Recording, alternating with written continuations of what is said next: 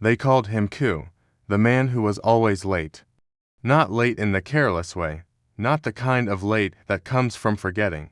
Late because he never hurried. When others ran, he walked. When others shouted, he listened. When the village moved like it was being chased by something invisible, Ku moved as if time had nowhere else to go. People laughed at him, not because he was cruel, not because he was strange, but because, to them, he looked useless. Every spring, when the rains came down from the hills, the village prepared for flooding. Men argued in the square, women stacked baskets higher. Children were sent to carry messages that changed before they arrived. Plans were shouted into the air like commands meant for the sky. Ku arrived after the shouting had already begun. Bare shoulders, mud on his calves, a bundle of rope over one arm. Someone muttered, "Too late again." Ku said nothing. That year, there was a young man named Min. Min had fire in his voice. When he spoke, people leaned in, not because he was loud, but because he sounded certain. Certainty is contagious. "I have a plan," Min said one evening, standing in the village yard.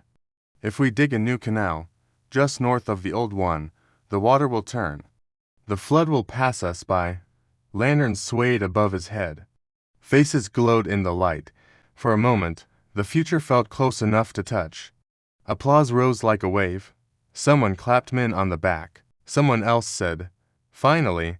That night, Min slept deeply, like a man who had already done something important. In the morning, the hoe was cold. The earth was harder than Min expected.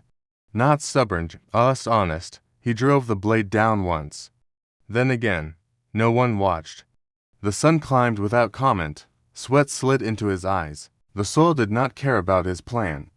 After a while, the silence grew heavy. Min straightened, breathing hard. The work stretched ahead of him, long, quiet, and uncelebrated. Something inside him whispered, "Last night already felt like success. Why does this feel like punishment?" He left the hoe standing in the dirt and walked away. The old canal ran along the edge of the fields, cracked and uneven from years of neglect. Min followed it until he saw Ku. Ku was kneeling in the mud, pressing dried grass into a broken section of the bank. His hands moved slowly, deliberately. Min laughed softly, not unkindly but tired. "What are you doing?" Min asked. "The whole canal is failing." Ku didn't look up. "I'm fixing this part," he said. Min shook his head. "That won't matter." Ku pressed the grass deeper, packed mud around it. Then he said, calmly, "It will matter here." Min sat down on the edge of the bank. The quiet made him uncomfortable. "Don't you want people to see?" he asked. "Don't you want them to know it was you?" Ku washed his hands in the water. The current slid over his skin and moved on. "The fish doesn't know who dug the river," he said. "It only knows where it can breathe." Min frowned. The words didn't land the way applause did. But they stayed. That night, the rain came hard. The bell rang. People ran. Voices collided in the dark. Water pressed against the canal, testing every weak place. At the section Ku had patched, the current slowed. Not heroically, not dramatically. Just enough, the bank held. Morning came quiet. The fields below the canal were damp but alive. People gathered, pointing. Who fixed this? Must have been Min. Min stood nearby, listening. His mouth opened, then closed. Across the yard, Ku passed by, rope over his shoulder, eyes on the ground. No one stopped him. He did not look back. Something shifted inside Min. Not pride. Not shame. Wait.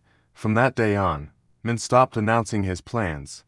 He worked on short sections, small repairs, places no one stood long enough to notice. Some days, his hands hurt. Some days, he wondered if it mattered. No one clapped. But the water listened. A year passed. The new canal existed not as an idea, but as a path water followed without thinking. There was no celebration, just fields that stayed dry. People no longer called Min hope, but they stopped losing their crops. One afternoon, someone asked Ku, what changed him? Ku tightened a knot, tested it once, and said, He learned not to speak before the work. Then he stood up, walked a little farther down the canal, and fixed another small place.